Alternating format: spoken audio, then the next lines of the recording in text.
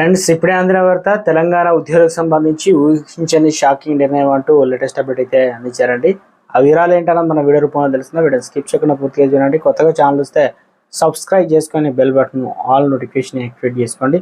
చూస్తున్నారు కానీ లైక్ చేయడం మర్చిపోతున్నారు, వెంటనే లైక్ చేయండి. అదేవిధంగా మిత్రులందరికీ వాట్సాప్, ట్విట్టర్, టెలిగ్రామ్ గ్రూపుల్లో షేర్ చేయండి. ఇక లేట్ చేయకుండా వీడియోలోకి అయితే వెళ్ళిపోదామండి. మనం ఇక్కడ కనిపిస్తుంది కదండి, చిన్న అప్డేట్ అయితే ఇచ్చారనమాట. స్పౌస్ సంబంధించి ఏదైతే ఉద్యోగులారా ఇక జర సోచాయించండి. వేరువేరుగా హెచ్ఆర్ఏ చెల్లిస్తే ప్రభుత్వానికే అదనపు సంబంధించినటువంటి భారం అనే విధంగా, అదేవిధంగా భార్యాభర్తలు ఇద్దరు కూడా ఉద్యోగులు అయితే హెచ్ఆర్ఏ చెల్లింపు నిబంధనలు మారుస్తే బాగుండు. రాష్ట్రంలో స్పౌస్ పై ఇద్దరు ఒకే ఊరిలో లేదా దగ్గరలో డ్యూటీ చేస్తున్నారు 30%. అలాంటి వారు ఒకే ఇంట్లో నివాసం ఉండే అవకాశం ఎక్కువ అయితే ఉంది. రోజులలో జనరల్ ట్రాన్స్ఫర్ పూర్తిగా వీరిలో స్పౌస్లకు ప్రిఫరెన్స్ అయితే ఇచ్చింది.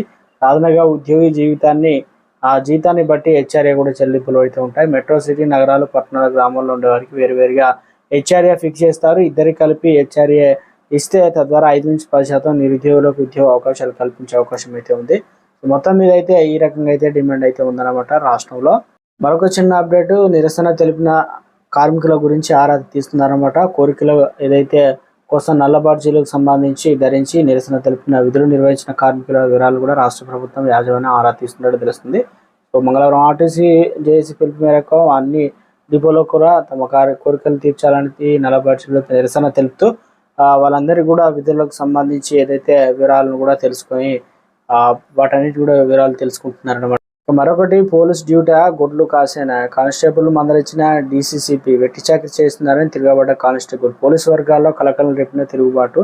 సిటీ కమిషనరేట్ సంబంధించి సమయానికి టానా రాలేదని ఒక కానిస్టేబుల్ పౌరుష పదజాలంతో ఒక ఐపీఎస్ అధికారిని మదలించడంతో ఆ కానిస్టేబుల్ తిరగబడ్డారు. హైదరాబాద్లోని మొదలైన టానాలో బుధవారం జరిగిన ఈ ఘటన పోలీసు వర్గాల్లో తీవ్ర చర్చనీయాంశంగా అయితే మారింది. కేంద్రం ప్రవేశపెట్టిన పాత పెన్షన్ విధానము ఇక ఏదైతే అంటే కొత్త పెన్షన్ విధానం ఉందో అది వద్దని చెప్పేసి ఇక దీంతో పాటు సెప్టెంబర్ 1న విద్రోహ దినంగా ప్రకటించాలని, అదేవిధంగా ఉద్యోగులంతా బైక్ ర్యాలీ కూడా పాల్గొనాలని తెలంగాణ ఐక్య కార్యాచరణ సమితి ప్రతినిధులు అయితే కోరారనమాట.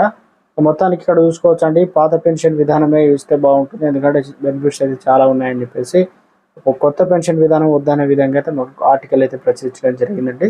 సో ఇవ్వండి మనకు లేటెస్ట్ అప్డేట్.